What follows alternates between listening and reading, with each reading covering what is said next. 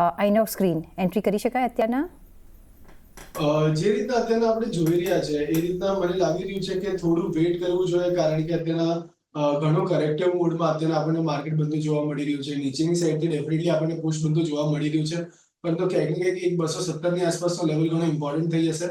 તો 270 ની ઉપર અગર સસ્ટેન કરવાનું સ્ટાર્ટ કરે છે ત્યારે જઈને તમે બાય કરવું જોઈએ. ટિલ ધ ટાઈમ થોડું વેઇટ કરો. 270 થી તમે બાય કરી શકો ઉપરમાં 231 ના લેવલ માટે, પણ ટિલ ધ ટાઈમ થોડું વેઇટ કરવાની સલાહ છે. તો અત્યારના થોડુંક વેઇટ કરો. હમણાં તમારે એન્ટ્રી નથી કરવાની. 270ની આસપાસ સુધી પહોંચી છે પછી તમે એન્ટ્રી કરો. 230 પ્લસના ટાર્ગેટ માટે તમે ત્યારે કામકાજ કરી શકો છો. તો અત્યારના વેઇટ એન્ડ વોચની તમને સલાહ મળતી દેખાઈ રહી છે.